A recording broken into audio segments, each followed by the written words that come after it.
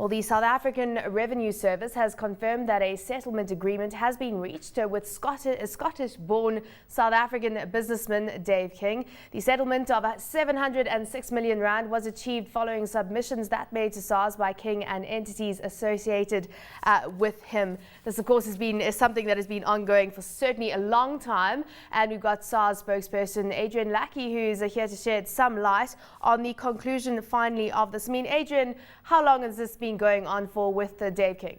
Good afternoon, Samantha. Thank you very much for the opportunity to be on this program. To answer your question, the litigation formally started around 2000. It was based on tax assessments going back from the year 2000 into the 1990s. That included, on the one hand, a criminal prosecution that was before court over the past 13 years, and also civil litigation that SARS was involved in. Yeah. So, I mean, 706 million rand is certainly a massive hit, but it is interesting to read the comments from Dave today, basically saying that initially he had taken a conscious decision not to cooperate with SARS, which in retrospect has been a big mistake for him. A 706 million rand dent is what he has to suffer at this point in time. I mean, what are your thoughts on the fact that he had to finally change his dealings with SARS and actually cooperate with the Revenue Service? No, we really appreciate the change of position by Mr. King towards one that is more cooperative and more productive, I think, in the end for all parties concerned, both in the National Prosecuting Authority, the Reserve Bank, the Revenue Service. We were all involved in various stages of litigation. It takes the thing off the court roll. It allows everyone to continue with their work and their lives.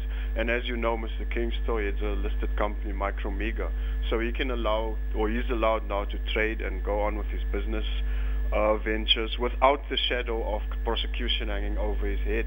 From our point of view, we're very happy with hopefully the message of better tax compliance that will arise from this. And the advice that Mr. King now offers to people in possible similar position with tax disputes. Yeah. Yes, you can litigate and you can try to fight the state before court, but is it really worth it at the end?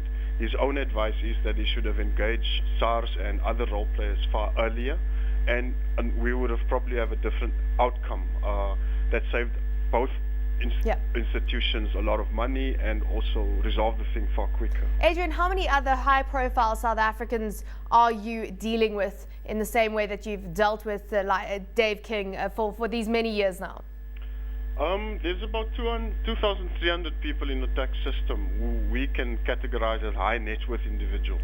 That would be people with an income of over 70 million rand a year, who would then have a certain asset base and so on, and whose tax affairs naturally are far more complex than an ordinary salaried individual. So our approach there is not to be punitive. We want to engage such people and say, we believe there are issues, can we resolve them if we find them, and build a more constructive relationship, because I think no one wants to end up in the courts and have protracted periods of litigation as we've seen in this instance. You want to provide a reasonable opportunity to the taxpayer to correct affairs if there are matters that are found not to be in order, and where the taxpayer objects and say, no, I want to contest this. There must be a reasonable channel outside of the court process for those to be resolved.